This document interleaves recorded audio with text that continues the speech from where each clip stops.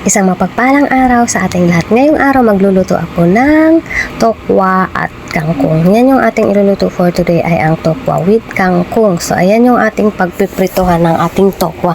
So yung ginawa ko nga pala ngayon ay inuna ko munang hiniwa-hiwa yung ating tokwa ng pa-cubes yung aking hiwa. Kasi kadalasan ang ginagawa ko, ikakat ko lang ng isang beses or dalawang beses yung tokwa ng kung ano yung size niya na manipis ko siyang iprito din sa kako ikakat kapag naprito ko na. So ganun yung iba ko namang way kapag nagluluto ako ng tokwa with kangkong.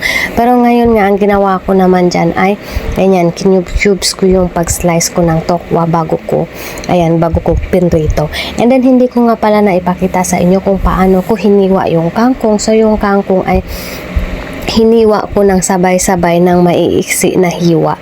So nasa 1 inch lang yung haba ng kangkong na hiniwa ko.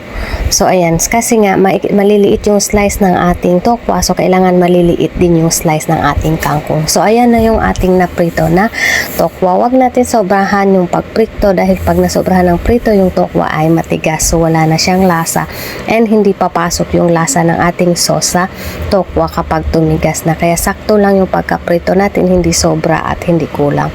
So ayan, nagisa tayo ng bawang and then sibuyas yung ating igigisa, then ilalagay natin yung ating tokwa na pinrito.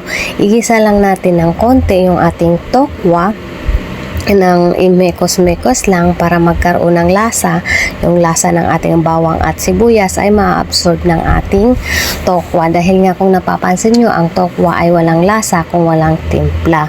So ayan, kaya ganyan, nilagyan ko rin siya ng powder na paminta. Kailangan powder, and then naglagay din ako ng seasoning. And then hindi nga pala ako naglagay ng asin kasi nga yung sauce natin, yun na yung magpapalasa sa ating tokwa with kangkong. So hindi na natin kailangan lagyan. And then ayan yung ating kangkong. Kung napapansin nyo, yung hiwa ay or slice or putol ay maiiksi lang.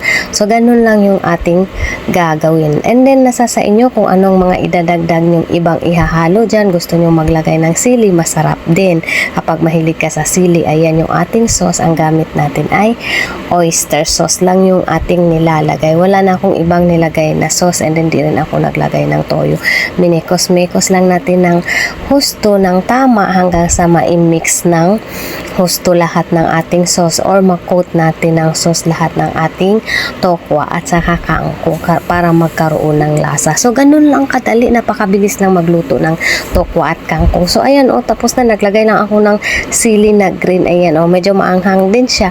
So pero design line din ako kumakain yan. Yan almost done. Yan lang yung ating luto for today. Thank you for watching.